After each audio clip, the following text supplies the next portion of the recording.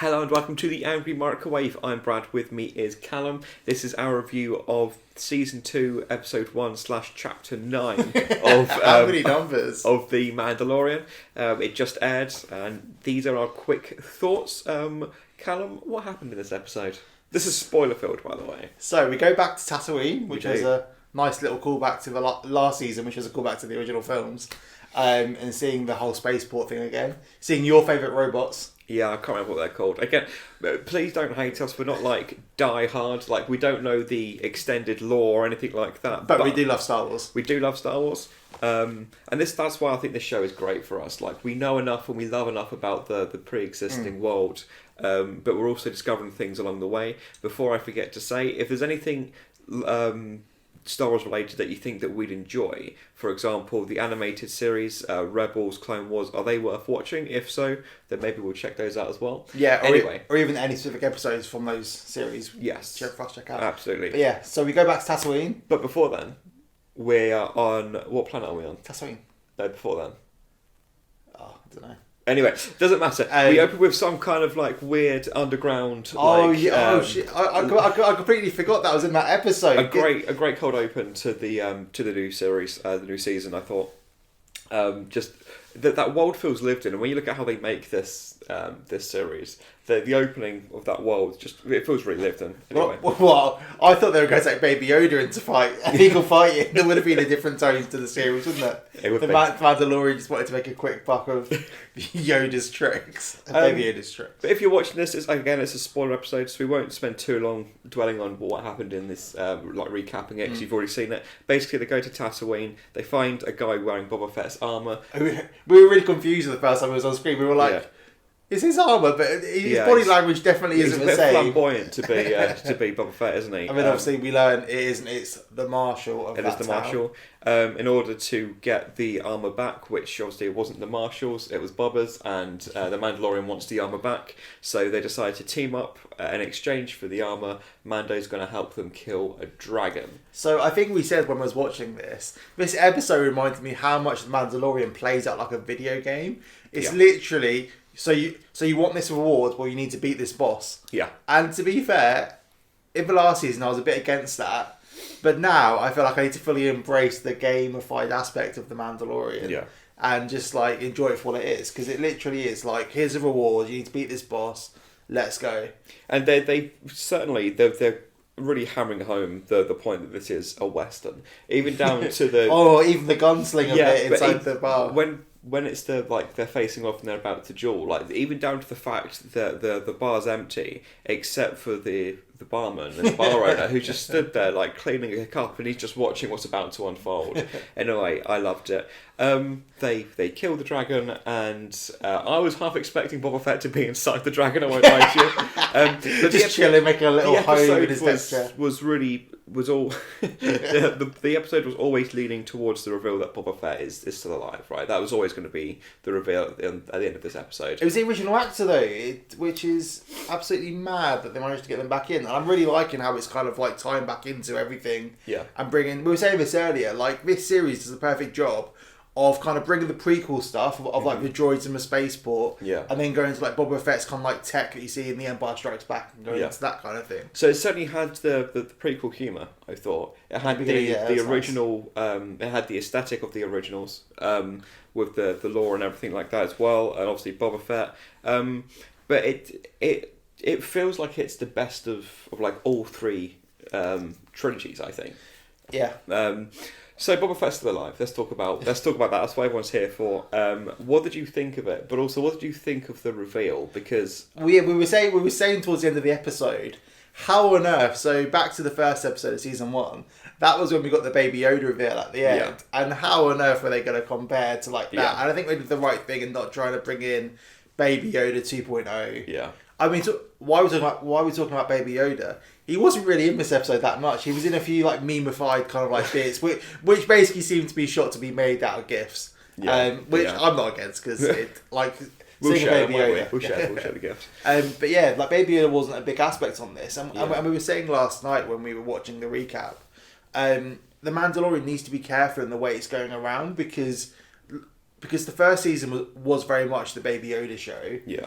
And there's only so much development you can do with Baby Yoda because of the way he ages. Yeah. Like another 20 years in Baby Yoda and he's still going to look like a baby, so you can't really progress that character as much as the Mandalorian. Absolutely. And I think this episode has kind of put it back on course to be the Mandalorian more than the Baby Yoda show, which I think is kind of a shame in some ways, but it's the right decision to make because you can't progress that character as quickly as the Mandalorian and his crew. So we were saying that we're not like die hard, know everything about Star Wars, and I'm certainly open to expanding upon my knowledge of the Star Wars universe, but I do know enough to know that it's not actually a Baby Yoda. I'm aware of that. We're aware that it's called the Child, but I guess for clickbait reasons we'll just keep referring to it as Baby Yoda. So yeah, like you said, they certainly did the right thing by almost putting that character to the side a little bit. Yeah. But every time it just pops his head in the screen like that. Now, is it me or do they give the child more sound effects this episode than they did through the entire of last season? Because for the life of me, I couldn't remember ever really hearing Baby Yoda. He's grown in confidence. Whereas, anyway, so the reveal of Boba Fett. Now, it was always going to happen. Especially as soon as you saw that armour as well. For me, when you saw the bar doors open and the Marshal's there, and he's wearing Boba Fett's uniform, for me that kind of took away the reveal of Boba Fett. Now, I know there's story and there's narrative to build on, and you know Boba Fett's clearly going to be an important part of this season. I just, for the life of me though, I can't help but feel a little bit underwhelmed. Just because when you saw the armour, you can't show the armour and not expect Boba Fett to come back. And obviously the last shot of the episode is Mando's driving off into the sunset with the two suns, and this figure turns around and it's Boba Fett, looking like Tatooine has not been kind to him all this time. Now, I don't know about you, but it would have been more impactful if you'd had the reveal of Boba Fett in the armour. But there's even more questions I have around this now. Thinking about it now for the first time, we literally have just finished watching it. Yeah. If Boba Fett is such a badass, which he's kind of sold out to be? Yeah. Why didn't he go back and get his own armour if he was already in Tatooine? That's what I'm trying to get in my head around. Is if he was kind of overwatching everything from a distance, why didn't he go in and get his armour? Like, maybe he's a pacifist now. Yeah, like, and I'm also, I don't really know where the season's going at all. Like, the first season you can kind of, like, guess. Yeah. After the first episode, like, Baby Yoda, War Child, and make it safe. But I have no idea where the season's going to go. But I like that. Because it's expanded upon what the original, like, plot threads were in the first season. Which was Baby Yoda, protect him, get him from A to B. And it was kind of like simplistic in that sense, I think. You had a couple of episodes that were standalone, like Protect the Village episodes. Oh, this episode was so much better than the old Protect the Village episode. Yeah. So we were talking about this before we started recording, that was probably the weakest episode for you, wasn't it, of last season? Oh, 100%. And this kind of has similar vibes to it in terms of Mando turns up to this village, the people are under attack, and in order to save them, they need to defeat an enemy of sorts. Essentially, in its most basic form, that's what it is. But I just feel like, I don't know whether it was like the sets, the locations, whether it was the directing, the writing, whatever, but this just felt a lot more fleshed out. Now, what I would say in defense of the episode in the first season is that this had like an hour essentially. It's a long episode, so it had longer to flesh out those themes. Now, as I said to you before we started recording, the issue with that episode in the first season was that we just didn't get long enough to get to know these characters or care about them. Well, yeah, I mean, I'm really intrigued to see whether the rest of the series plays out to be 50 minutes each episode. Yeah. Because I definitely feel like there's a sweet spot between the 30-minute episode and the 50-minute episode, probably around the 40-minute mark. I feel like is what it basically needs to be. Yeah. But and also this was Jon Favreau's first time directing, so he showruns the show. First time directing this series. He did. In terms of directing this show, he's directed before. Oh, okay. Like... yeah. So yeah, I mean, it definitely kind of sets the tone of where we're going because obviously he directed it. Yeah. showrunner it. So yeah, it's just it's very exciting now. I'm really on board for this season. Yeah, I think it's a great first episode. It didn't leave me with the amount of anticipation that the first episode of the first season did, because like we said before, Baby Yoda was such a big reveal at the end of the first episode that I don't think anything they could have revealed in this episode could have been as big as that, because that was such a surprise. I mean, the only thing that could have improved, which you've kind of touched upon, is not showing Boba Fett's armor. I feel like if we'd have seen Boba Fett's character turn up, and then this armor episode was the second episode, feel like it may could have been structured better. But then obviously we don't know what's coming up. Yeah. So it may work out in the overall scheme of things that this was all well timed and planned. Now this show so far has been so well cast, from the cameos to the recurring characters. Werner Herzog, for Christ's sake, is in the first season. We had Timothy Olyphant playing the Marshal in this episode.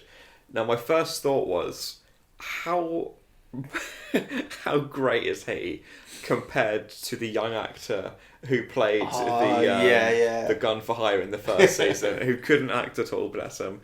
But Timothy Olyphant I thought was a great addition. I doubt we'll see him again, but I thought he played his part well. But like, even going back to like old Western shows, like you get these guest stars come in for an episode and then go away, and this completely works in that format. And it also kind of gives some kind of like integrity to the universe, that you don't keep like revisiting all these characters throughout. It's because it is a massive universe, and we are just going around town to town seeing all these different characters and all these different people. And that's the other thing, the amount of characters and kind of creatures that we saw in this episode, it really expands that universe, and it really just feels quite naturally and organically built. And that's what Star Wars should be. It should be bringing to life these new creatures and these little animals that live in this world, because that's what makes the world feel lived in. It isn't all droids and lightsabers, you know. It is these creatures and these unique characters. Yeah, we didn't see Gus Fring return yet. We didn't. That character is still one that I'm not particularly high on. Only because for me the whole point of people liking that character, and correct me if you disagree, but for me the reason why people like that character is because it's Giancarlo, that's his name, isn't it? Esposito. Yeah. Like, because he's playing the character, that's why people got hyped. But I don't really feel anything. I don't feel any attachment to that character yet. But he's only been in 2 episodes. Yeah, and I mean, thinking back to the finale of the last season, this kind of reset everything a bit more. Like, you had that whole crew aspect and family aspect at the end of the last season, and this is just kind of reset and kind of being like a palate cleanser for us. What I found interesting, which I think was smart as well, because we've now had a year of Baby Yoda memes and Mandalorian memes and stuff like that. It's clearly a massive show. It's a big hit for Disney. People that don't watch Star Wars, people that don't have a clue about Star Wars, know Baby Yoda. Yeah, that was like last night. But the most impressive thing about this episode, I think, and I don't think it's to the show's detriment at all, I think it's actually a credit to it, is that I don't think you needed to watch the first season to enjoy this episode. 100%. Like, you literally tune in. You didn't need to know Star Wars before watching this episode. I mean, and that goes back into like the video game element. In that you can watch somebody play a chapter of a video game, like an Uncharted or like a Resident Evil, and then you just understand like what's happening in that moment, and you can enjoy it for all it is. Yeah. But overall, I really enjoyed this episode. It expands on what I love about Star Wars, so the main set of films. I think it really is a great addition to that. I'm looking forward to seeing what happens this season. How many Mandos out of 10 would you give this episode? How many Mandos out of 10? I would give... I'd say 7.5. Yeah. Because I think it's a great series opener. But like all individual episodes in a TV series, that's subject to change, because the next episode could make this episode even better. 100%. And I'd give it an 8 Mando out of 10 Mandos.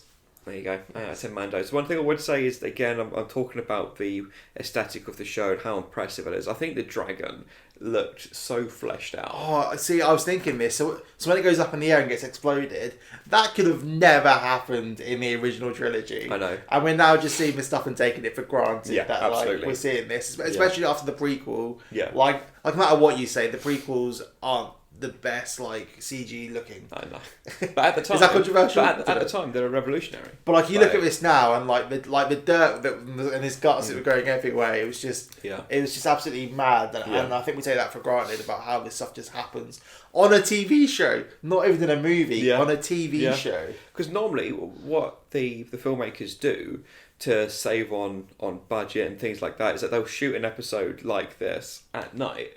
So they can get away with a few tricks here and there to not have to spend so much money on really fleshing out the like the scale of the skin and stuff like that, like just the in-depth nature of CGI.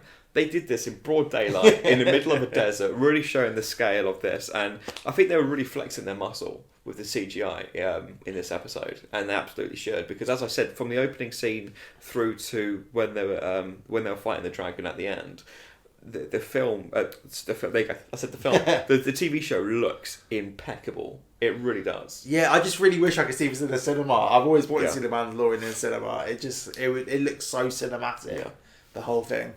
So overall, I enjoyed the tie-ins to like my little guys from the prequels, the little droids.